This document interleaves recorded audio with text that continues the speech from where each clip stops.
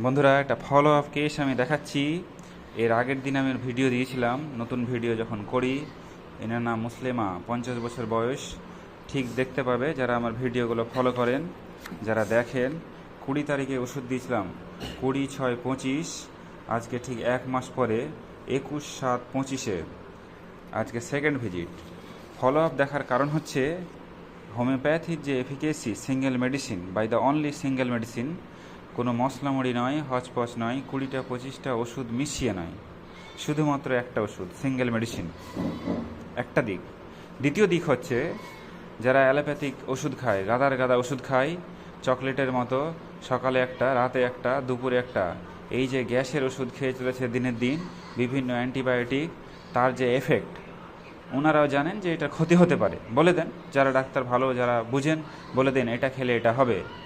এখন সব ওষুধে লেখা থাকে, অর্নিং বলে একটা জিনিস লেখা থাকে, সিগারেটে যেরকম লেখা থাকে ক্যান্সার কজেস দ্য স্মোকিং, যে কোনো সিগারেট খেলে যেমন কজেস ক্যান্সার লেখা থাকে, মানুষ খায় গুটকায়, বিমলে, মধুতে, যেগুলো খায় সেগুলোতে লেখা থাকে পান, খৈনি, জর্দা, বিড়ি। এখন ওষুধও লেখা থাকে পিছন দিকে, অর্নিং বলে, কশন বলে লেখা থাকে প্যারাসিটামলে যে বেশিরভাগ খেলে, বেশি দিন খেলে লিভার ড্যামেজ হতে পারে। তো মানুষ জানে, বুঝে সব কিছু করে।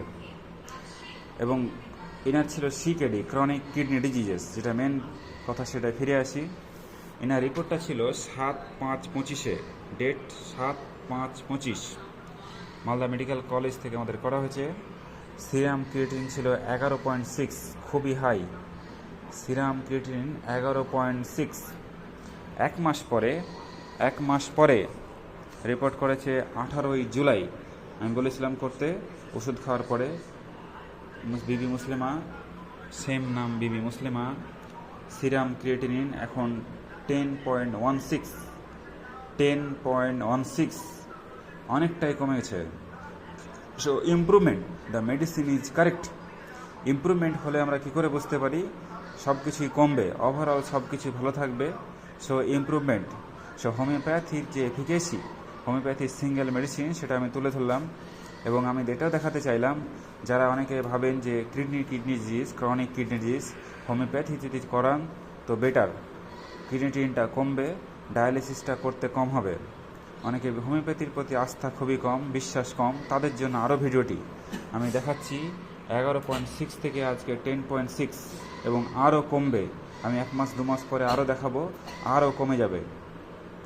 সো ওষুধ খাবেন না। একটা দিক হচ্ছে বেশি অ্যালোপ্যাথিক ওষুধ খাবেন না, গ্যাসের ওষুধ বেশি খাবেন না, বিভিন্ন ধরনের কথায় কথায় অ্যান্টিবায়োটিক বড়ির মতো খাবেন না, ক্ষতি করবে, আপনাদেরই ক্ষতি করবে, নিজেদের ক্ষতি করবে। সো ওষুধ ছিল অনলি সিঙ্গেল মেডিসিন।